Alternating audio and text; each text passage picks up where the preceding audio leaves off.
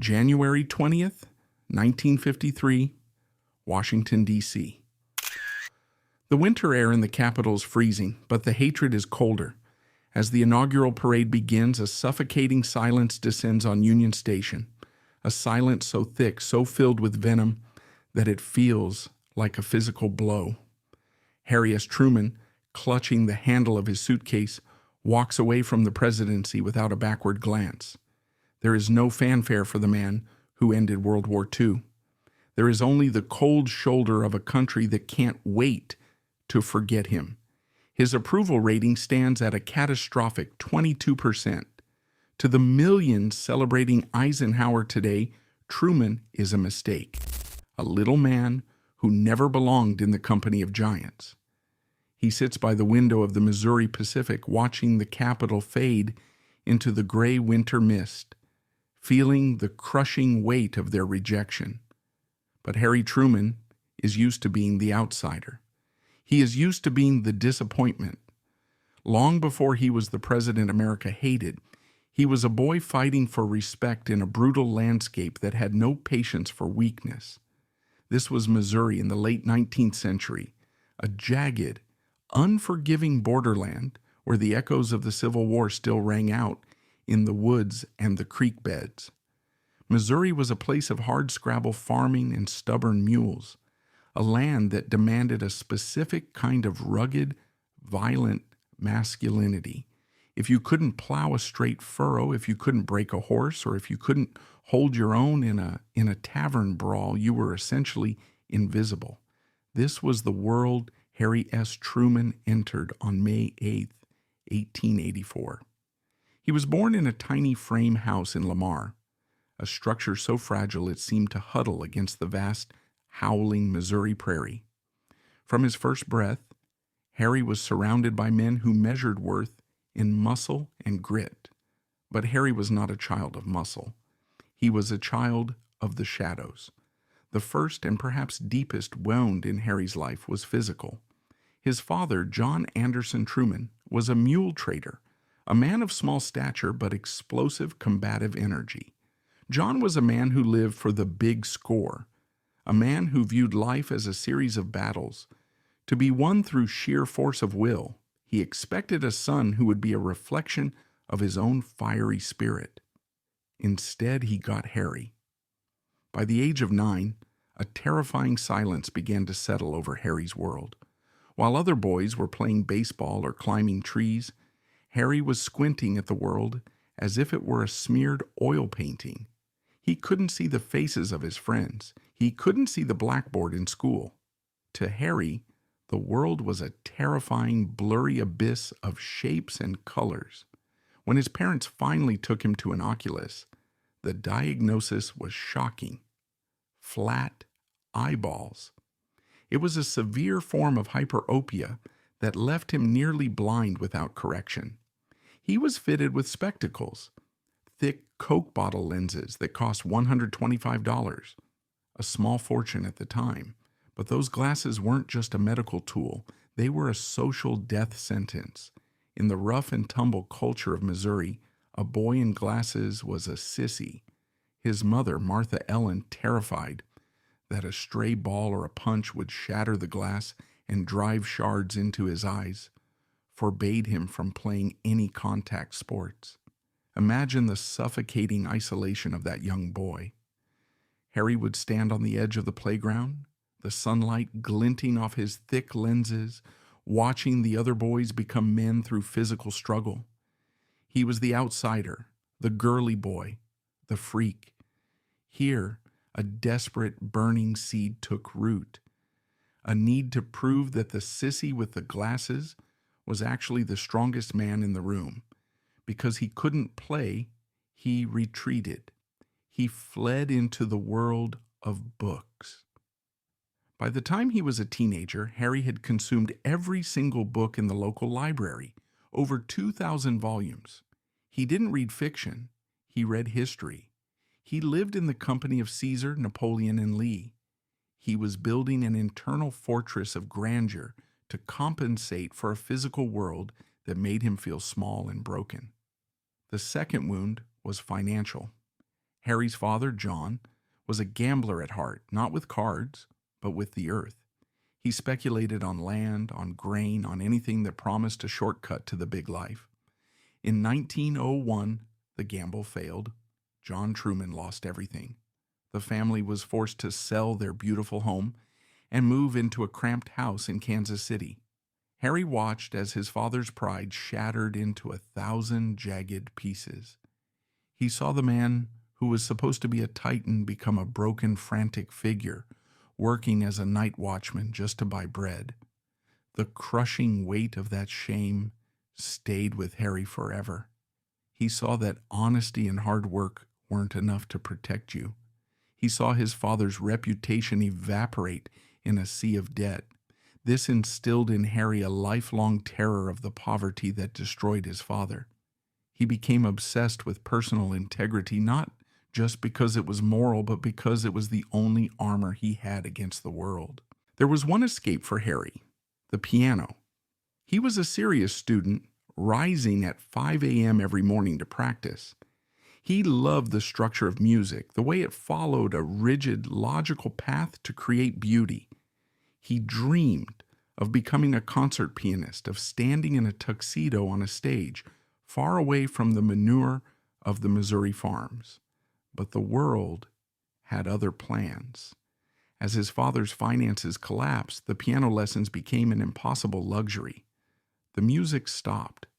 At the age when other future presidents were attending Ivy League universities, Harry was forced into the workforce as a common laborer.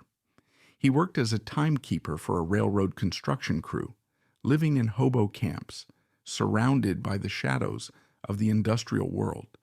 He was a scholar in overalls, a man of profound intellect trapped in a life of grinding, repetitive toil. Every day was a reminder of his own insignificance. In 1906, Harry's father begged him to return to the family farm in Grandview to save it from ruin. For the next 10 years, the prime of his life, Harry S. Truman was a dirt farmer. This was not a romantic pastoral life. It was a fever of brutal, bone-breaking labor. He rose in the dark and worked until he was blind with exhaustion. He dealt with the stubbornness of mules and the cruelty of the weather. But while his body was in the dirt, his mind was still in the books.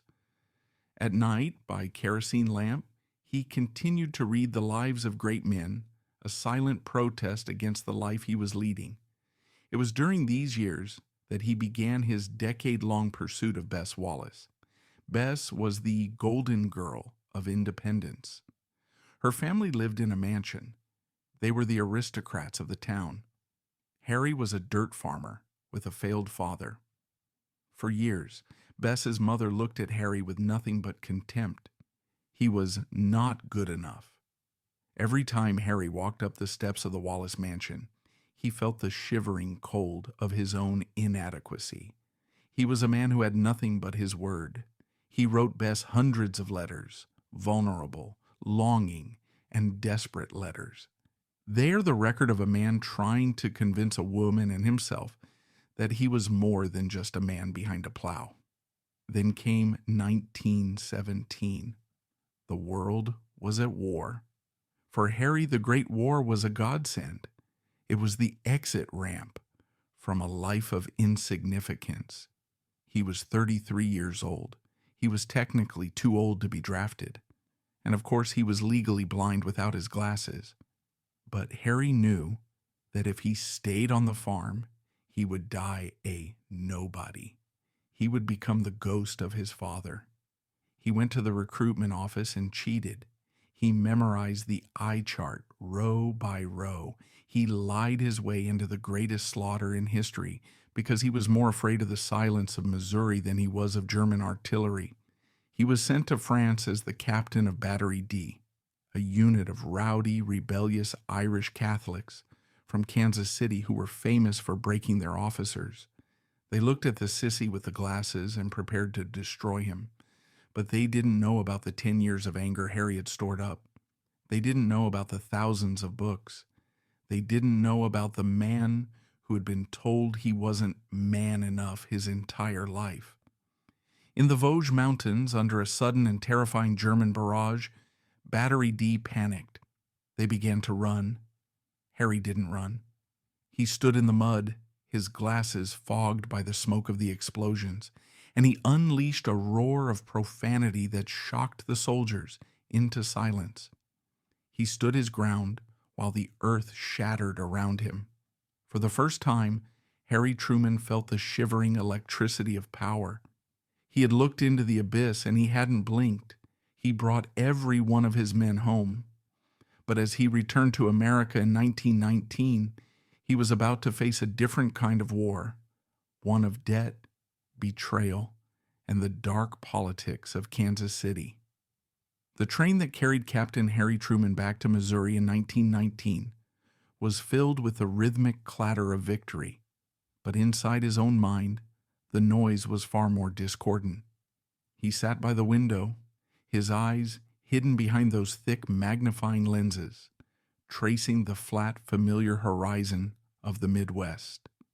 He was a man of 35, an age when most of his peers had already built their kingdoms, bought their homes, and secured their legacies. Harry had none of that. He had a chest full of medals, a heart full of memories from the Vosges Mountains, and a suitcase. When he stepped off the platform in Independence, he was met by the cheers of a small-town crowd that saw a hero.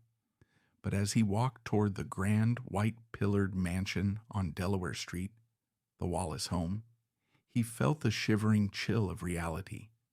He wasn't returning to his own home. He was moving into his mother-in-law's house. Madge Wallace, a woman whose aristocratic pride was as rigid as a Victorian corset, looked at Harry not as a war hero, but as a dirt farmer who had managed to marry up. In that house, Harry was a ghost. He lived in the upstairs bedroom of a family that remembered better days, a family that viewed the Trumans as common. The smells of the house, old lace, lavender, and the suffocating scent of mothballs felt like a premonition. He was trapped in the silence of a life he couldn't afford. He needed to be more than a captain. He needed to be a big man. He needed to erase the shadow of his father's failures and prove to the Wallaces that Bess hadn't made a catastrophic mistake. In the feverish optimism of the post-war boom, Harry saw his exit ramp. He partnered with Eddie Jacobson, the Jewish sergeant who had managed the canteen during the war. Eddie was sharp, charming, and shared Harry's desperate hunger for respectability. Together, they opened Truman and Jacobson's haberdashery at 104 West 12th Street in Kansas City. For the first few months, the shop was a sanctuary of success. It was a place of tactile luxury, the rustle of silk shirts, the scent of fine leather gloves, the gleaming mahogany of the display cases. Harry stood behind the counter, dressed in his finest three-piece suit, his glasses polished until they shone like mirrors. This was the facade he had dreamed of. He was a merchant. He was a pillar of the downtown community. The wild Irish boys from Battery D would drop by just to shake the hand of their captain and buy a $15 silk shirt, a sum that represented a week's wages for a laborer. Harry loved the order of the shop. He loved the ledger books, where every cent was accounted for, in his neat, cramped handwriting. He believed that if he followed the rules, if he was honest and diligent, the universe would finally reward him. But Harry suffered from a naive belief in the stability of the world. He didn't see the whole opening beneath the floorboards. In 1921, the Federal Reserve raised interest rates to combat post-war inflation. The effect on the Midwest was like a physical blow to the stomach. Agriculture prices, the lifeblood of Missouri, plummeted overnight. The farmers who were Harry's base of support suddenly couldn't afford to buy bread, let alone silk ties. The foot traffic on 12th Street died. Harry sat in the back of the store, the silence growing heavier with each passing day.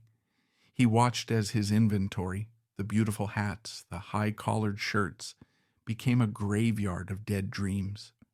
He and Eddie lowered prices, then lowered them again, but the customers were gone. By the winter of 1922, the bank came for the keys. The failure was total. They didn't just lose the shop, they were buried under a mountain of debt. Harry walked out of that store with a personal debt of $28,000. In 1922, that was the equivalent of nearly $500,000 today. He was 38 years old, jobless, and deeper in the pit of despair than his father had ever been. This is where the legend of the President America hated begins to take its darkest form. Most men in Kansas City at the time would have declared bankruptcy. It was the sensible thing to do. But Harry Truman was possessed by a rigid, almost pathological sense of honor, a compensatory mechanism for his early insecurities. To declare bankruptcy was to admit he was a weakling, a sissy, a failure. Instead, he chose a path of slow, agonizing torture. He vowed to pay back every penny of that $28,000. For the next 15 years, every dollar Harry Truman earned was haunted by the ghost of the haberdashery. He and Bess lived in a state of genteel poverty. They continued to live in the Wallace mansion, but Harry couldn't afford a car. He walked or took the trolley. He wore the same suits until the cuffs frayed into threads. The crushing weight of this secret debt changed him. He became more guarded. His temper grew shorter, and his plain-speaking Midwestern persona became a defensive shield. He felt the eyes of independence on him, the whispers that he was a has-been. He lived in a constant fever of financial anxiety, a man drowning in slow motion while trying to maintain the facade of a gentleman. It was this desperation, this absolute clawing need to escape the shadows of ruin, that made him vulnerable to the devil. And in Kansas City, the devil's name was Pendergast. Tom Pendergast was the boss of Kansas City, in the way a king is the boss of a medieval fiefdom. He was a massive, bull-necked man who operated out of a small, nondescript office at 1908 Main Street. Pendergast didn't care about ideology. He cared about power, patronage, and the take. His machine controlled the police, the gambling dens, the brothels, and, most importantly, the ballot boxes. In 1922, Mike Pendergast, Tom's brother, was looking for a candidate for the Eastern District County judge. They needed someone clean. They needed a war hero who could appeal to the veterans and the farmers, someone who didn't look like a thug. When they approached Harry, he knew exactly what he was doing. He was a man of history. He knew that the Pendergast machine was a cesspool of corruption, but he also knew that he had a $28,000 debt and no way to feed his wife. It was a cruel twist of fate. The man who would later be praised for his unyielding integrity began his political career as a hand-picked puppet for a criminal organization. He accepted. He campaigned in his old Chrysler, driving through the dusty back roads of Jackson County, shaking hands with the men who had served under him in France. He won, but the victory was a poisoned chalice. As county judge, which was more like a county commissioner role, Harry was responsible for the roads and the public buildings. He immediately found himself in a suffocating moral dilemma. The Pendergast machine expected him to give ready-mixed concrete contracts, a company owned by Tom Pendergast, to every project, regardless of cost or quality. Harry refused. He insisted on honest bidding. He built some of the best roads in America, and he did it so efficiently that he saved the taxpayers millions. This was his internal compromise. He would belong to the machine, but he wouldn't let the machine steal on his watch. The result was a profound, aching loneliness. The reformers in the city hated him because he was a Pendergast man. The crooks in the machine hated him because he was a Boy Scout who wouldn't let them pad the invoices. He was a man without a country, living in the shadows between two worlds. His only solace, the secret knowledge that he was slowly painfully chipping away at his debt. The machine was loyal to Harry only as long as he was useful. In 1924, a perfect storm of political resentment and the rise of the Ku Klux Klan in Missouri led to Harry's defeat in his re-election bid. The Klan had demanded that Harry promise not to hire any Catholics or Jews. Harry, remembering his men in Battery D and his partner Eddie Jacobson, had told them to go to hell. When he lost, the Pendergast machine didn't lift a finger to save him. He was cast out. From 1924 to 1926, Harry Truman entered the most desolate period of his life. He was 40 years old. He had a young daughter, Margaret, and a wife who was increasingly embarrassed by his inability to provide. He tried everything to survive. He sold memberships to the Kansas City Automobile Club, wandering from door to door like a common peddler, his thick glasses fogged by the Missouri humidity. He tried to start a small savings and loan. It collapsed. He was a man walking through a haze of failure.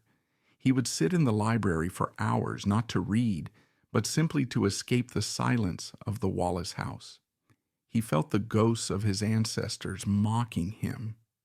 He was the little man who had tried to be big and had been crushed by the weight of the world. But then in 1926, the machine needed him again. Tom Pendergast realized that Harry's honesty was actually a valuable asset for the machine's image. He was elected presiding judge of the county court. For 8 years, he ran Jackson County with the precision of a Swiss watch. He built a $4 million courthouse, an Art Deco masterpiece, and he did it without a single cent being stolen. Yet every morning, he had to walk past the gambling dens and the tax-free saloons that paid tribute to Boss Tom. He was the honest man in the middle of a den of thieves. He was the facade of respectability that allowed the machine to function. The crushing weight of this hypocrisy began to wear him down. He grew more cynical, more isolated. He began to see the world as a place where you had to get your hands dirty just to keep your heart clean. By 1934, Harry was 50. He was tired of the Missouri mud. He wanted a job that would finally pay off the last of his debts, the collector of county taxes. It was a lucrative position that would have allowed him to retire in peace. But Tom Pendergast had a different plan. The boss was being squeezed by federal investigators, and he needed a loyal man in Washington, D.C. He had asked several big men to run for the U.S. Senate, and they had all said no. Finally, as an afterthought, he turned to Harry. "Harry," the boss said, the cigar smoke swirling in his office like a storm of darkness, "I want you to run for the Senate." Harry didn't want it. He knew what the headlines would say. He knew that the Senate was a club for the elite, for the wealthy, for the men who had graduated from Harvard and Yale. He was a man with no college degree and a $28,000 debt. But in the Pendergast machine, you didn't say no to the boss. The election of 1934 was a masterpiece of corruption.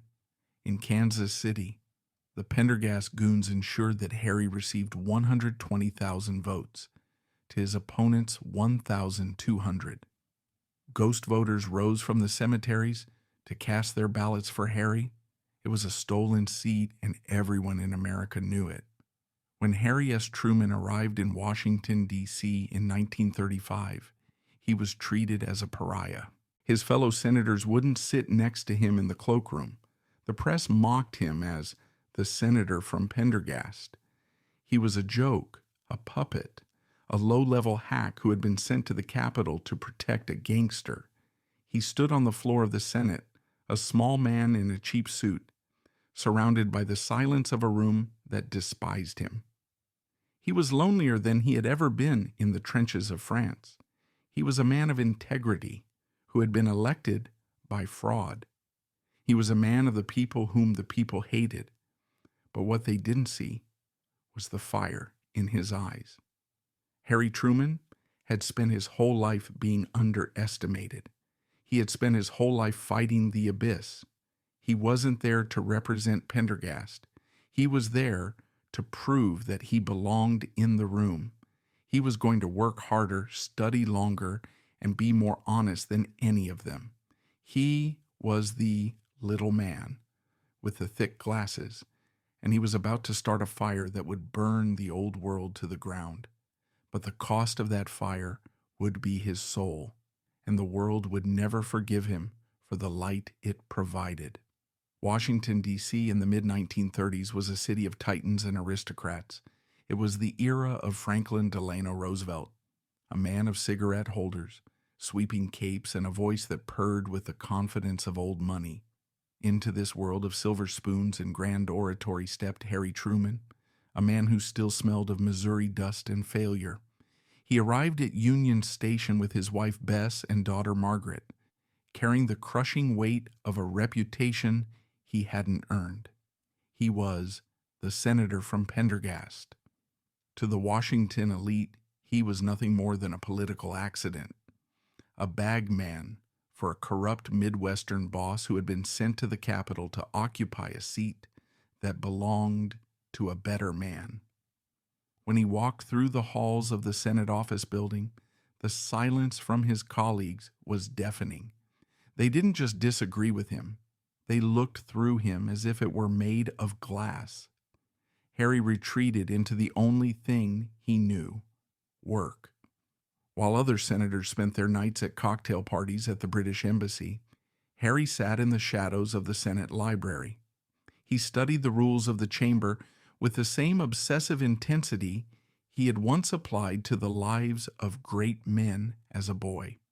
He was a man with a facade of humility, but beneath it burned the intensity of a man who knew he was being mocked. This was the Truman paradox. He was a man of the people who was despised by the people's representatives.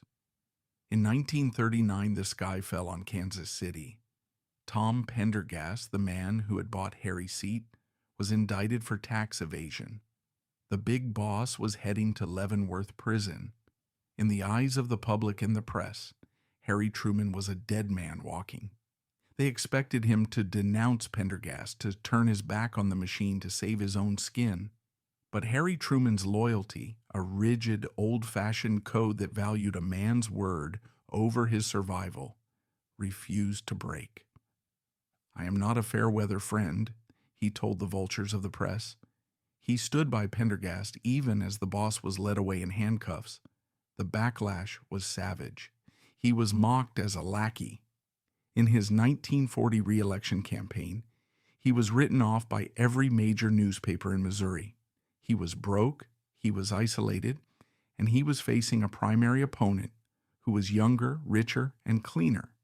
Harry drove himself across the state, speaking at every dusty crossroads and county fair.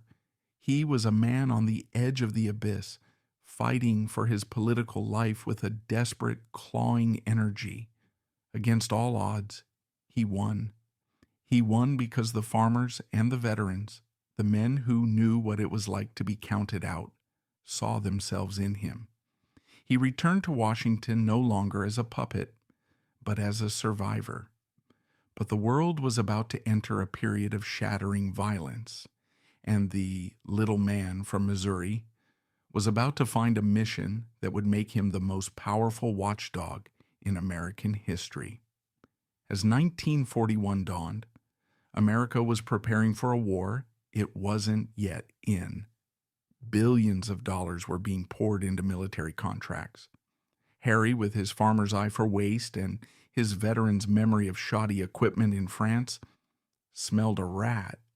He took his own car and drove 30,000 miles across the country, visiting defense plants and army camps. What he found was a plague of corruption. He saw millions of dollars being wasted on barracks that rotted in the rain. He saw defense contractors billing the government for work they never did. He returned to the Senate and demanded a special committee to investigate. They gave it to him, mostly to shut him up. They gave him a tiny budget and a skeleton staff. But Harry Truman was a man who lived in the details. He became the watchdog of the Treasury. He hauled the titans of industry before him and grilled them until they sweated under the lights. He saved the American taxpayer an estimated $15 billion, a sum so vast it's almost impossible to comprehend today. Suddenly, the senator from Pendergast was on the cover of Time magazine. He was a national hero. He was the man who stood up for the little guy against the big interests. In a twist that baffled his critics, the man put in power by a corrupt machine had transformed into the greatest hunter of corruption in the world. But as his fame grew, so did the shadows of a much darker secret. By 1944, Franklin Roosevelt was a dying king. His heart was failing. His skin was the color of old parchment. The Democratic Party leaders knew that whoever was vice president would almost certainly become the next president. They couldn't stand the current VP, the eccentric Henry Wallace. They needed a man who was safe, a man who was ordinary, a man who wouldn't rock the boat. They chose Harry. Truman didn't want the job. He knew the vice presidency was a graveyard for politicians. He loved the Senate. He loved being the investigator. When they told him FDR wanted him on the ticket, Harry balked. But Roosevelt, in a calculated move of political theater, called from a hotel room and let Harry overhear him on the phone. If that stubborn Missouri mule wants to let the party down in the middle of a war, that's his business, FDR shouted. Harry's rigid sense of duty left him no choice. Well, if that's the way he feels about it, I'll do it, he muttered. He was elected in a landslide, but for the 82 days he served as vice president, he was a ghost in the White House. Roosevelt ignored him. He wasn't invited to the great summits at Yalta or Tehran. He was kept in a state of suffocating ignorance. Most terrifyingly, he was never told about the Manhattan Project. He didn't know that American scientists were building a weapon that could end the world. He was a heartbeat away from the presidency, and he was being treated like a clerk. April 12th, 1945. A humid, heavy afternoon in Washington. Harry had just finished a long day in the Senate and had gone to the office of House Speaker Sam Rayburn for a drink. The Board of Education, they called it. The phone rang. It was Steve Early, the president's press secretary. "Come to the White House immediately," Early said. Harry thought he was finally being summoned for a meeting. He ran through the corridors of the Capitol, his heart racing. When he arrived at the White House, he was taken to the private study of Eleanor Roosevelt. She walked up to him, her face a mask of grief, and put her hand on his shoulder. "Harry," she said softly, "the president is dead." For a moment, the world went silent. The abyss Harry had been running from his entire life had finally caught up to him. "Is there anything I can do for you?" Harry managed to stammer. Eleanor looked at him with a pity that must have felt like a knife. "Is there anything we can do for you?" she replied. "For you are the one in trouble now." That night, Harry Truman stood in the cabinet room, surrounded by the giants of the Roosevelt era, men who looked at him with naked doubt. He took the oath of office, his hand trembling on a Bible. The next day, he met with the press and uttered the words that would define his burden. "Boys, if you ever pray, pray for me now. I don't know if you fellers ever had a load of hay fall on you, but when they told me what happened yesterday, I felt like the moon, the stars, and all the planets had fallen on me." Within hours of taking office, the little man was pulled into a secret room. Henry Stimson, the Secretary of War, sat him down and told him the truth. America had developed a weapon of unimaginable destructive power, a weapon that harnessed the very energy of the sun. Harry sat in the shadows of the Oval Office, staring at the maps of Japan. He was a man who had struggled to pay a $28,000 debt, and now he was being asked to decide whether to kill hundreds of thousands of people in an instant. He felt the crushing weight of Roosevelt's legacy. He felt like an imposter sitting in that chair. The military leaders were pushing for an invasion of Japan, a campaign they estimated would cost 1 million American lives. Harry, the man who remembered the horror of the trenches in France, couldn't bear the thought of more wild Irish boys dying in the mud.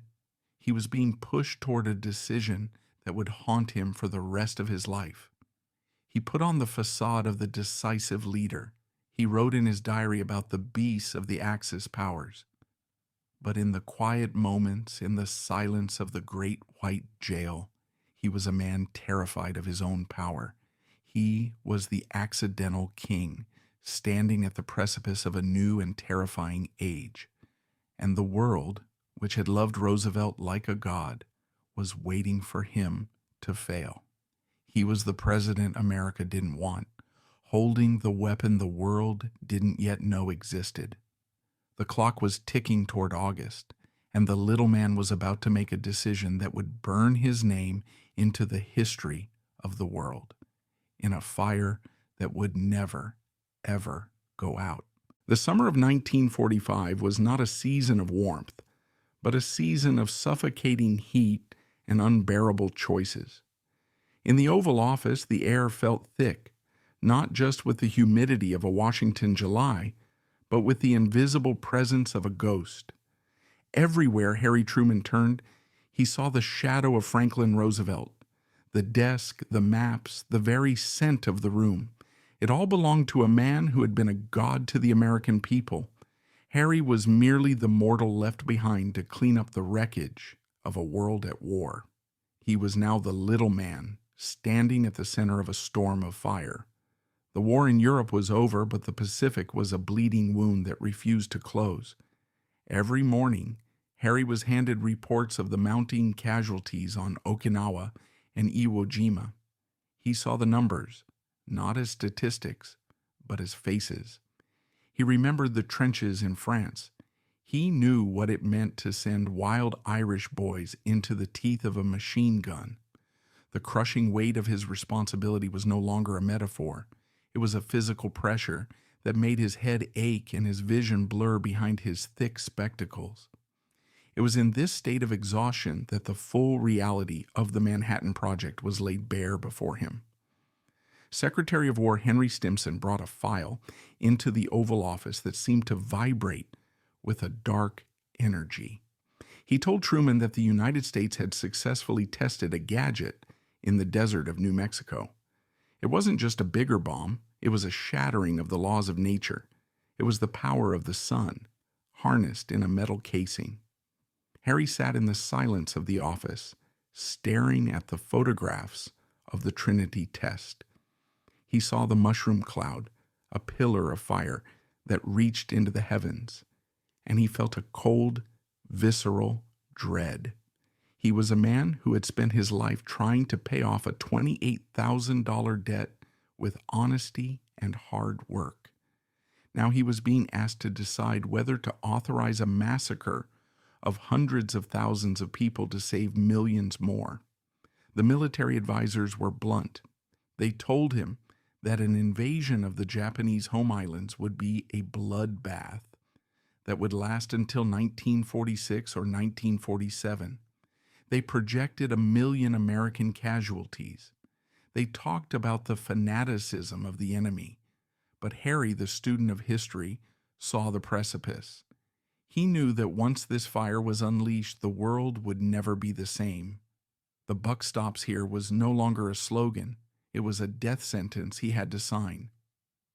In July 1945, Truman traveled to Potsdam, Germany, to meet with the other architects of the New World, Winston Churchill and Joseph Stalin. It was the ultimate test of his facade.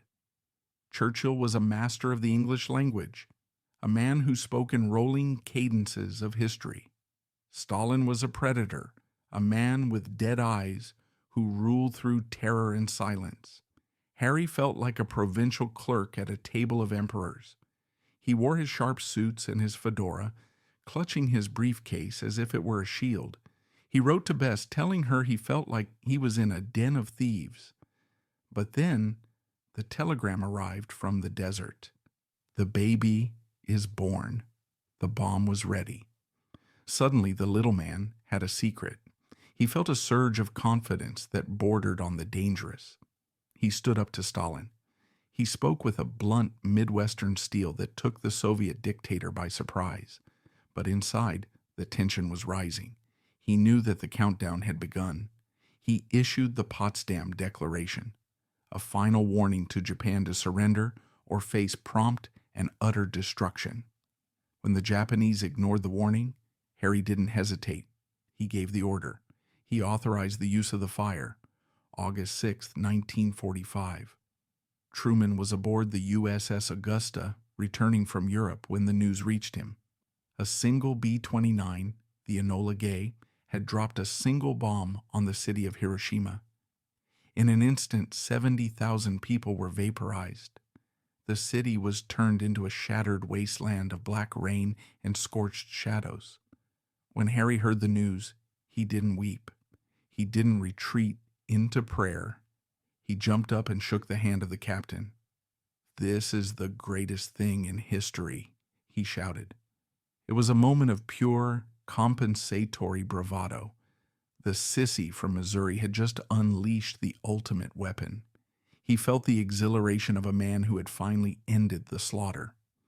But as the days passed and the news of Nagasaki followed, the exhilaration curdled into a heavy, leaden guilt.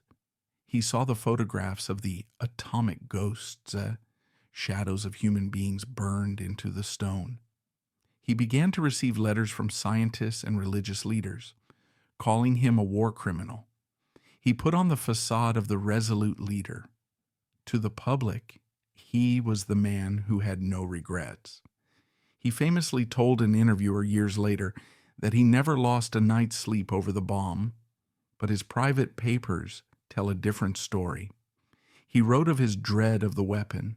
He took the authority to use nuclear weapons away from the military and gave it solely to the president. "I don't want some dashing lieutenant to start the end of the world," he muttered. He was a man haunted by the demons of his own decision, a man who had saved the world by staining his soul forever. August 14th, 1945. The war was over. The world erupted in a fever of joy. In Times Square, a sailor kissed a nurse. In London, the crowd swarmed the gates of Buckingham Palace. In Washington, Harry Truman stood on the balcony of the White House and waved to the cheering thousands. He was, for a fleeting moment, the most popular man on earth. He had done what Roosevelt couldn't. He had finished it. But as the cheers faded into the silence of the night, Harry looked out over the darkened city and felt the crushing weight of what came next. The old world was gone. The British Empire was bankrupt. Europe was a graveyard. The Soviet Union was a looming shadow in the east. And Harry Truman, the failed haberdasher, the man with the $28,000 debt and the thick glasses, was the only person standing between civilization and the abyss. He was no longer the accidental king. He was the architect of the future. But the people who cheered him that night would soon learn to hate him. They would blame him for the inflation, the strikes, and the creeping fear of the Cold War. He had brought the fire of the gods to earth, and like Prometheus, he was about to be chained to a rock and pecked at by the vultures of public opinion. He was the president America was starting to despise, and the loneliest days of his life were only just beginning. By the winter of 1946, the golden light of victory had faded into a gray, suffocating mist. The world was no longer at war, but it was far from at peace. In the ruined streets of Berlin, Warsaw, and Tokyo, the scent of cordite had been replaced by the smell of starvation and damp rubble. And in the Oval Office, Harry Truman sat amidst a growing silence, watching the map of the world change from the red of blood to the deep, chilling blue of a Cold War. This was the era where the little man from Missouri would have to outgrow the shadows of Roosevelt once and for all. FDR had believed he could handle Stalin. He thought the Soviet dictator was a man he could charm over a glass of sherry. But Harry Truman, the man who had dealt with the Pendergast thugs, knew a bully when he saw one. He didn't see a partner in Stalin. He saw a predator waiting for the world to collapse. This was the moment of shattering realization. The fire of the atomic bomb hadn't brought peace. It had only created a terrifying new kind of tension. In early 1947, a desperate telegram arrived from the British Embassy. The British Empire, the great titan that had once ruled the waves, was bankrupt. They could no longer afford to support the governments of Greece and Turkey against communist insurgencies. They were handing the baton of global leadership to America. Harry felt the crushing weight of this moment. He knew that if he did nothing, the Iron Curtain, a phrase Churchill had famously coined in Truman's presence in Missouri, would sweep across the Mediterranean. But he also knew that the American people were exhausted. They wanted to bring the boys home. They wanted to buy refrigerators and cars, not spend billions on a remote corner of Europe. Harry had to put on his most convincing facade.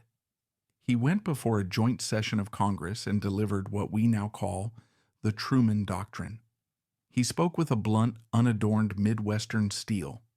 He told the American people that they had to choose between two ways of life, freedom or totalitarianism. It was the birth of containment. He was committing the United States to a global struggle that would last for the next 40 years. Privately, he was terrified.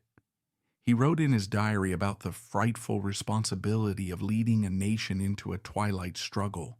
He felt like a man walking a tightrope over an abyss with no net below him. The "buck stops here" was no longer just a sign.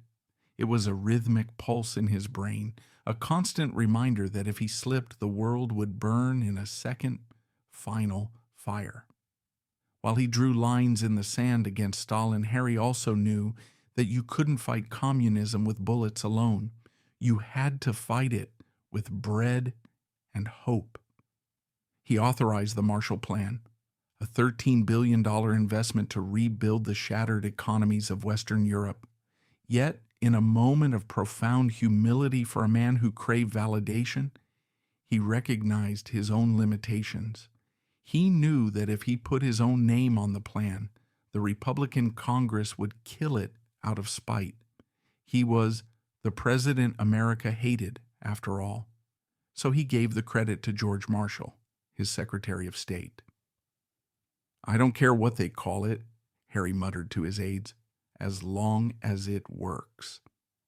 He was a man who had spent his life being called a nobody, and he used that perceived smallness as a weapon. He worked in the shadows, pulling the strings of history while letting others take the applause. It was a masterpiece of political selflessness, born from a lifetime of feeling inadequate. In 1948, Stalin decided to test the little man's resolve. He cut off all land access to West Berlin, hoping to starve the city into submission. Truman's advisors were panicked. Some wanted to send an armed convoy, a move that would have triggered World War III. Others wanted to abandon the city entirely. Harry sat in the cabinet room, his thick glasses catching the light. He listened to the arguments, the intensity of the debate rising around him. Finally, he slammed his hand on the table. "We stay in Berlin," he said, period. He authorized the Berlin airlift. For nearly a year, American and British planes flew over the blockade every 3 minutes, delivering food, coal, and medicine to 2 million people. It was a victory of logistics and sheer Midwestern stubbornness. Harry had looked into the abyss of Soviet aggression, and for the second time, he hadn't blinked. He had won a war without firing a single shot. But while he was winning the world, he was losing his own country. Back home, the transition to a peacetime economy was a disaster. Inflation was soaring. The price of meat was astronomical. There were strikes in the coal mines, the steel mills, and the railroads. The public's frustration turned into a visceral hatred for the man in the White House. He was blamed for everything. To err as Truman the wits in Washington said. He was seen as a hack who was in over his head. His approval ratings began their long, slow slide into the shadows. Harry responded with a growing defensiveness. He grew angry at the press. He wrote testy, venomous letters to anyone who criticized him or his family. When a music critic gave his daughter Margaret a bad review for her singing, Harry wrote a letter threatening to punch the man in the nose. It was the Missouri mule coming out, the sissy boy who had learned to fight back with his tongue and his pen. He felt the suffocating isolation of the presidency. He was a man who loved the company of his wild Irish boys from the war, but now he was surrounded by sycophants and spies. He began to distrust even his own aides. He felt like a prisoner in the Great White Jail, a man who was saving Western civilization while his own kitchen was on fire. As the 1948 election approached, everyone, from the pollsters to his own wife Bess, thought he was finished. The Democratic Party was splitting apart. The Dixiecrats walked out because Harry had the moral courage to support civil rights. The progressives walked out because they thought he was too hard on Russia. He was a man alone. His opponent, Thomas Dewey, was a polished, sophisticated New Yorker who looked like the inevitable winner. But Harry Truman had been a dirt farmer. He had been a failed haberdasher. He knew how to fight when his back was against the wall. He launched the Whistle Stop campaign, traveling 30,000 miles by train, speaking to crowds from the back of the Ferdinand Magellan railcar. He didn't give grand Rooseveltian speeches. He gave them hell. He spoke the language of the Missouri dirt. He told the people that the gluttons of privilege were trying to take their country away. He was a man possessed by a fever of populist energy. For the first time, the little man was speaking directly to the little people. On election night, he went to a hotel in Excelsior Springs, Missouri, took a Turkish bath, and went to sleep. He woke up at midnight to find out he was winning. By morning, he was holding up the famous Chicago Daily Tribune headline, "Dewey defeats Truman." He had won. He had beaten the odds, the polls, and the experts. It was the greatest comeback in political history. But the joy of that moment would be short-lived. The shadows were deepening. Across the world, a new conflict was brewing in a place called Korea, and the president America hated was about to enter his darkest hour, a place where even his legendary stubbornness wouldn't be enough to save him. The victory of 1948 had been a momentary flash of lightning, illuminating a man who had defied every law of political gravity. But as the decade turned, the light faded, replaced by a cold, relentless rain. By 1950, Harry Truman was no longer the underdog hero of the Whistle Stop tour. He was a man drowning in a deluge of global crises that he had helped set in motion. The buck stops here was no longer a badge of pride. It was a weight that was slowly, visibly crushing the life out of him. He was no longer living in the White House. The grand building was literally falling apart, its foundations rotting, much like the peace Harry had tried to build. He moved across the street to Blair House, a cramped temporary residence that felt more like a bunker than a home. It was in this claustrophobic setting on a humid Saturday night in June 1950 that the phone rang. The abyss was opening again. North Korean tanks had crossed the 38th parallel. Harry didn't hesitate. His rigid compensatory need to show strength dictated his response. He didn't go to Congress. He didn't ask for a declaration of war. He committed American troops under the banner of the United Nations, calling it a police action. It was a decision made in the shadows of a Sunday afternoon, a decision that would lead to 3 years of frozen hell for American boys, and a political graveyard for Harry Truman. At first, the gamble seemed to pay off. The little man had stood up to communism again. But then came the winter of 1950. The Chinese Red Army poured across the Yalu River like a tidal wave of ghosts, driving the American forces back in one of the most humiliating retreats in military history. Harry sat in the small study at Blair House, staring at the casualty lists. Each name was a needle prick in his conscience. He began to look older than his years. His skin took on a gray parchment-like quality. The bags under his eyes became heavy pockets of exhaustion. He was a man consumed by a relentless anxiety, watching the world he had rebuilt with the Marshall Plan slide toward the precipice of World War III, a nuclear war. It was during this crisis that Harry's primal wound, the feeling of being the sissy with glasses in a world of bullies, collided with the most arrogant man in American history, General Douglas MacArthur. MacArthur was everything Harry was not. He was a Caesar, a man of sweeping capes, dramatic pipes, and an ego that required its own zip code. He looked down on Truman as a clerk, a small-town hack who didn't understand the glory of battle. MacArthur wanted to expand the war into China.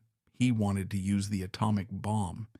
He began to publicly defy the president, writing letters to congressmen and issuing his own ultimatums to the enemy. For months, Harry endured the humiliation. He tried to handle the general, much like he had tried to handle the crooks in Kansas City. But the silence from the battlefield and the noise from MacArthur's press office became unbearable. Harry realized that if he didn't act, the presidency itself would be shattered. On April 11, 1951, Harry Truman did the most unpopular thing any president has ever done. He fired Douglas MacArthur. The reaction was a storm of fire. When the news broke, the country went into a collective rage. MacArthur was a god to the American public. Truman was the failed haberdasher who had just stabbed a hero in the back. Harry was burned in effigy in towns across America. In the Senate, there were cries for his impeachment. His approval rating plunged to 22%, the lowest in the history of the office. He was the president America hated. He couldn't walk down the street without hearing the jeers. He was a man alone in the shadows of Blair House, listening to the radio as MacArthur received a hero's welcome in New York City, with a ticker tape parade that lasted for hours. Harry sat in his chair, his hands trembling slightly, clutching a glass of bourbon. He had saved the Constitution, but he had lost the people. By 1952, the crushing weight became physical. In the spring of that year, Harry suffered a health crisis that his doctors misdiagnosed as a heart attack. It was actually viral exhaustion. His body was literally shutting down from the stress of the Great White Jail. He was hospitalized, hidden away from the public, a man broken by the very power he had fought so hard to wield correctly. Mentally, the paranoia began to seep in. He saw red baiters like Joseph McCarthy everywhere, tearing apart the fabric of the country. He saw the corruption in his own administration, the 5%ers and the IRS scandals. And he felt betrayed by the men he had trusted. His loyalty, his greatest virtue, had become his greatest liability. He had stood by his friends, and they had stained his legacy. In a final desperate act of "the buck stops here" stubbornness, Harry seized the nation's steel mills to prevent a strike during the war. He thought he was being a leader. The Supreme Court told him he was being a dictator. It was a shattering rebuke. The man who had spent his life reading about the great men of history was now being told by the law that he was not great enough to transcend it. Even his physical safety was an illusion. On November 1st, 1950, 2 Puerto Rican nationalists had tried to storm Blair House to kill him. Harry had been napping upstairs in his underwear. He ran to the window when he heard the gunfire, staring down at the blood on the sidewalk. A White House policeman, Leslie Caufelt, died defending him. Harry never got over it. He felt that Caufelt's blood was on his hands. He began to feel like a magnet for tragedy. a man whose presence invited violence and discord. The silence of the house at night was no longer peaceful. It was heavy with the ghosts of the men who had died in his name in France, in Hiroshima, in Korea, and now on his own doorstep. In March 1952, at a Jefferson-Jackson Day dinner, Harry Truman dropped a bombshell. "I shall not be a candidate for re-election," he told the stunned crowd. There was no cheering. There was only a sense of relief for the country and for him.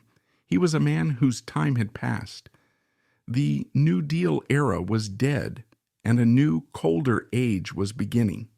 He watched as the Democratic Party struggled to find a successor, eventually settling on Adlai Stevenson, a man who treated Harry with a polite, distant condescension. Harry spent his final months in office as a lame duck, a ghost haunting the halls of the newly renovated White House. He walked through the empty rooms, the heels of his shoes clicking on the marble floors. He had built NATO, he had saved Berlin, he had integrated the military, and he had stood up to the most dangerous general in history. And yet he was leaving as a pariah. He was the man who had stopped the buck, but the buck had left him bankrupt of public affection. He looked in the mirror at the man with the thick glasses and the tired eyes, and he didn't see a titan. He saw the boy from Lamar who had never quite been good enough for the world. He was ready to go home to independence. He was ready for the silence. But the shadows of what he had done, the fire he had unleashed, and the lines he had drawn would follow him all the way to the end. On January 20th, 1953, the air in Washington, D.C. was sharp enough to cut.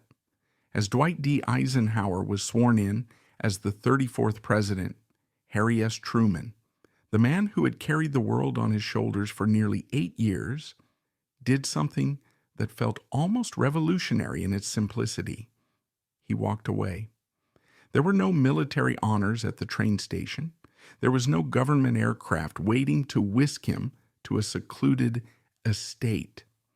Harry and Bess walked into Union Station carrying their own suitcases and boarded a public train called the Missouri Pacific. As the engine hissed and the iron wheels began to turn, Harry looked out the window at the receding monuments of power. He was no longer the leader of the free world. He was Citizen Truman, a man returning to the same small-town house he had left decades ago. The contrast was palpable. The man who had authorized the atomic bomb, rebuilt Europe, and fired Douglas MacArthur was now just another passenger on a train, sharing a dining car with strangers. When the train pulled into Independence, Missouri, 10,000 people were waiting at the station. They weren't there to protest or jeer. They were his neighbors. But as the sun set over the flat Missouri horizon, the cheers faded, and Harry walked through the front door of the Wallace mansion into a suffocating silence. He had spent his life proving he wasn't a sissy or a failure. He had reached the very peak of human history, and yet his reward was to return to a house that wasn't even his, to live in the shadows of a mother-in-law who still, to her dying day, believed Bess should have married a better man. The first few years of Harry's retirement were a struggle against irrelevance and the crushing weight of financial anxiety.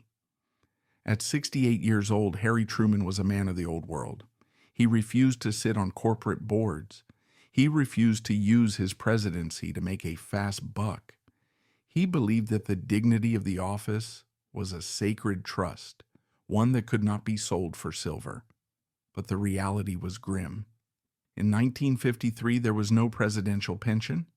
Harry's only income was a $112 a month Army pension from his service in the Great War. He was a man who had once commanded a $40 billion budget, now sitting at a kitchen table in Missouri, meticulously counting nickels and dimes.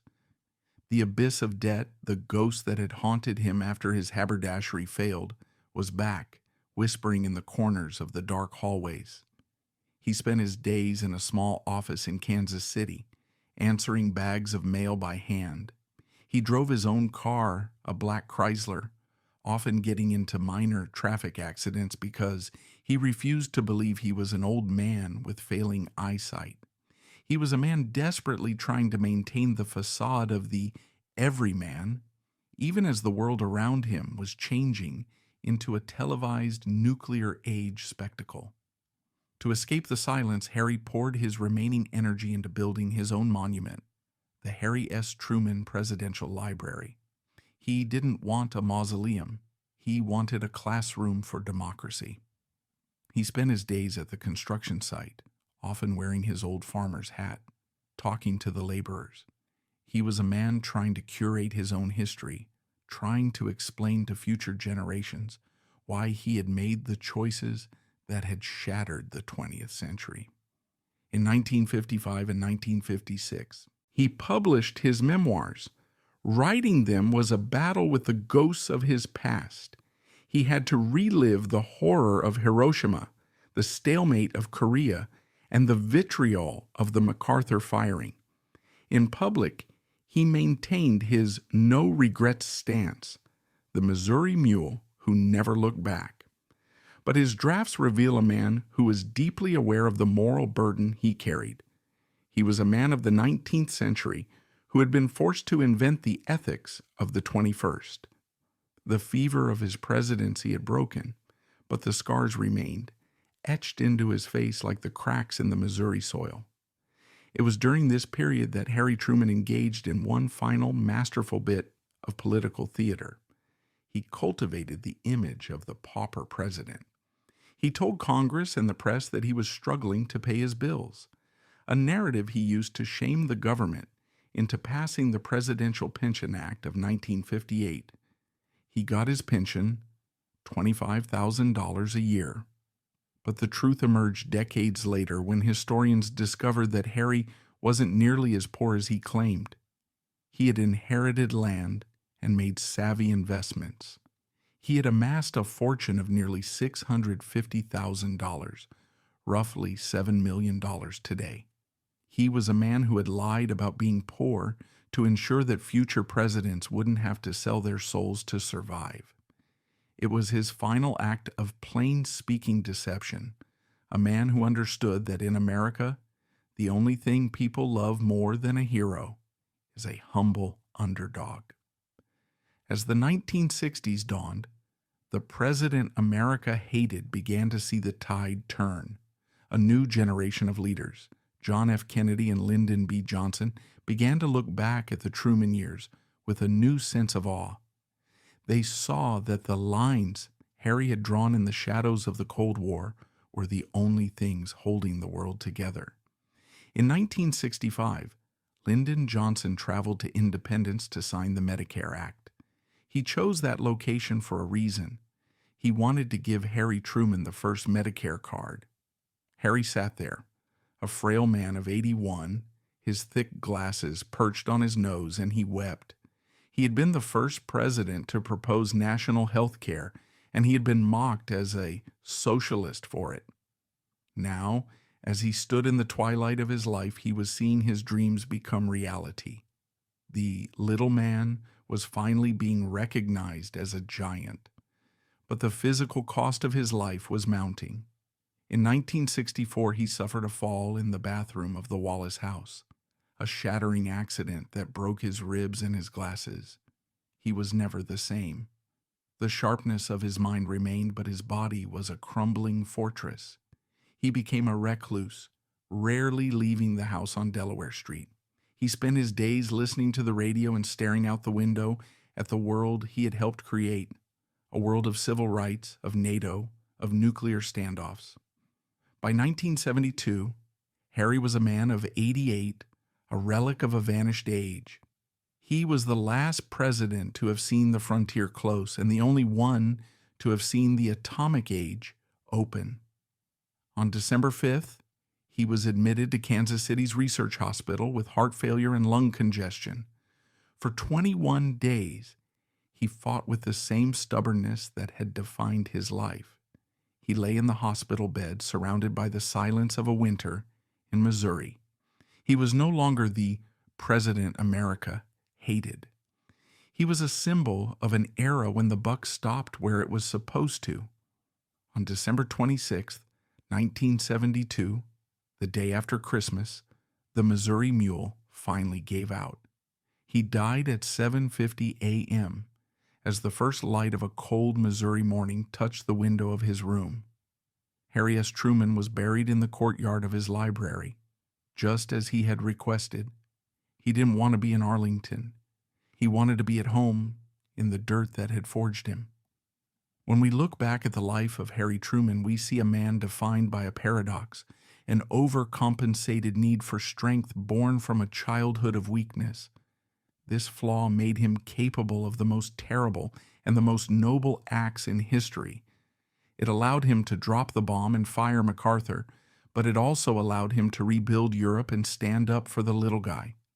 He was a man of contradictions. He was the accidental leader who became the most consequential president since Lincoln. He was the corrupt Pendergast judge who became the nation's greatest watchdog.